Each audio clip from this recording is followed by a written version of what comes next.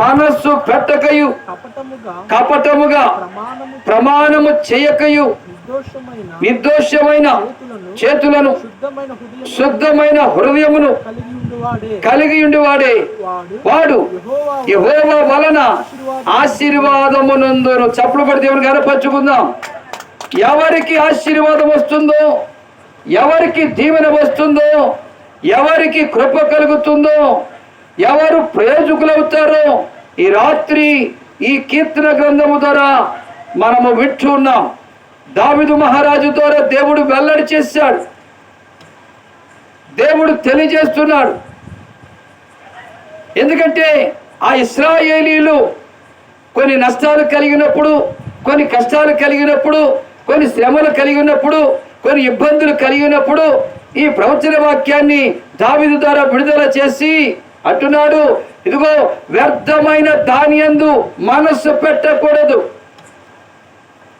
మానవుడు దీవించబడాలంటే, మానవుడు ఆశీర్వించబడాలంటే, మానవుడు అభివృద్ధి చెందాలంటే, స్త్రీ అయినా పురుషుడైనా ఏమండి ఆ కుటుంబం ఫలించాలంటే, లేక గ్రామం దీవించబడాలంటే, గ్రామ ప్రజలు, సంఘ బిడ్డలు, ఆ కుటుంబీకులు మొదటిగా ఏం చేయటమా?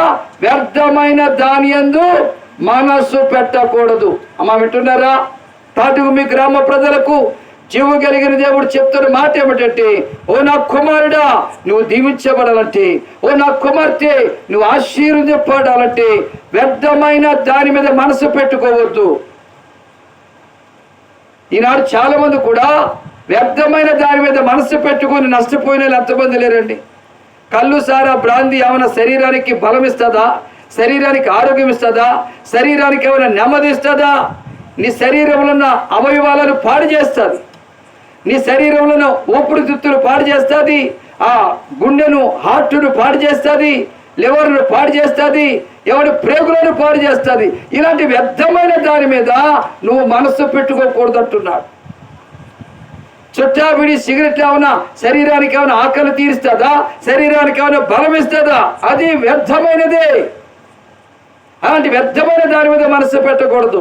నేను ఒక్కొక్కసారి పేరకలపాడు నుంచి వస్తాను, ఇట్లా జమ్మవారం ప్రార్థనకు రావటానికి. ఆ పేరకలపాడు కాడ కాలేజీ ఉంది కదా, ఆ కాలేజీ కుర్రోళ్ళు ఆ రోడ్డు కాడికి వచ్చి ఇంత బారు సిగరెట్లు కాలుస్తారు, ముక్కుల్లోంచి ఆ గాలి వదులుతారు, నోట్లోంచి గాలి వదులుతారు. నేను అనుకుంటే ఈ వ్యర్థమైనది మీకు ఎందుకురా బాబు? శ్రద్ధగా చదువుకుంటే, మంచిగా చదువుకుంటే, మీ మనసు చదువు మీద పెట్టి బాగా చదివితే ఉద్యోగాలు వచ్చాయి, చక్కని ప్రయోజకులు అయ్యే వాళ్ళే ఈ వ్యర్థమైన దాని మీద మనసు పెట్టుకుని ఏమైపోతున్నారు? చదువులో ఫెయిల్ అయిపోతున్నారు. ఏమన్నా జోసెఫ్ గారు అర్థమవుతుందా? కాలేజీకి వెళ్తున్నా వస్తున్నా వ్యర్థమైన దాని మీద మనసు పెట్టకూడదు. ప్రక్కనున్న కుర్రవాళ్ళు చెడు అలవాట్లకు బానిసలు అవుతారు. ఒకడైతే ఓ ప్యాకెట్ చిప్పాడు, నోరు తెరిచి బెందలాగా నోరు తెరిచి నోట్లో పోస్తున్నాడు.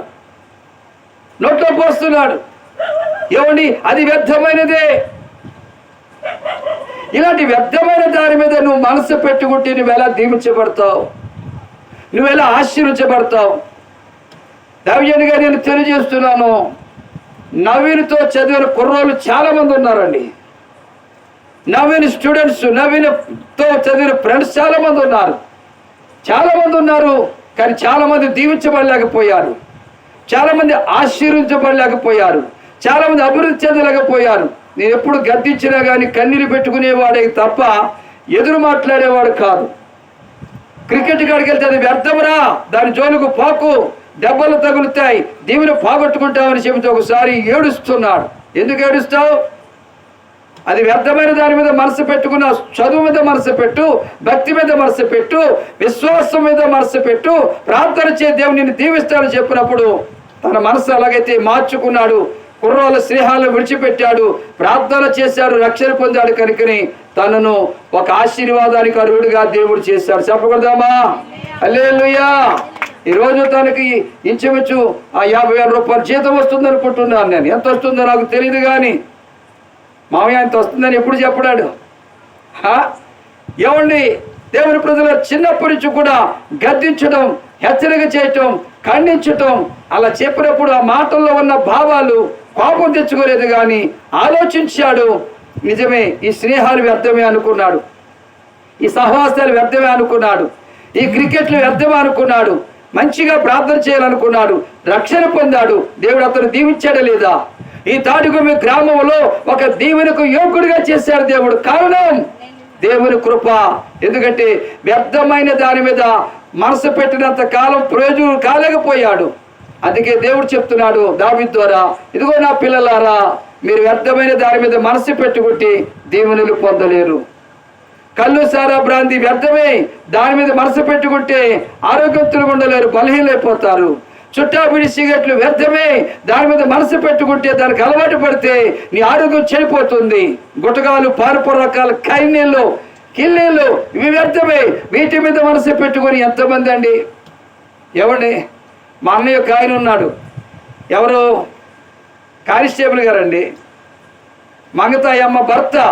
అన్నయ్య ఎందుకని అంటే జేబులో కూడా వేసుకునేవాడు. ఒకసారి నేను జగ్గపేట వెళ్ళాను, జగ్గపేటలో డ్యూటీ చేస్తున్నప్పుడు అక్కడికి వెళితే అక్కడ మరి ఫోన్ చేస్తే ఎక్కడ ఉన్నాను తమ్ముడు రాన్నాడు. అక్కడి నుంచి వెళ్తుంటే వెళుతూ మార్గంలో కిల్లు కూడా కనపడిందండి. 10 కిల్లులు కట్టించుకున్నాడండి. ఏందన్నయ్య ఎందుకంటే ఏం లేదండి, ఒకటి అవగానే ఇంకోటి అలా వ్యర్థమైనవి తిని హార్ట్ ప్రాబ్లం తెచ్చుకున్నాడు, శరీరానికి బాధ తెచ్చుకున్నాడు. ఏమండి దేవుని ప్రజలరా, ఇప్పుడు మన మధ్యలో లేరు కానీ చనిపోయారు. ఇలాంటి వ్యర్థమైన వాటి మీద మనసు పెట్టుకుంటే మన ఆరోగ్యం క్షీణించిపోతుంది, మన ఆరోగ్యం పాడైపోతుంది. ఎందుకంటే మరి సపోజ్ ఎగ్జాంపుల్గా చెప్తున్నాను కాబట్టి తాటికొమ్మి గ్రామ ప్రజలు ఎవరైనా కానీ ఈ మైకు ద్వారా వింటున్న వారు ఎవరైనా కానీ మీరు దీవించబడాలంటే, మీరు ఆశీర్వించబడాలంటే, మీరు ప్రయోజకులు అవ్వాలంటే వ్యర్థమైన దాని మీద మనస్సు పెట్టుకోకూడదు. దేవునికి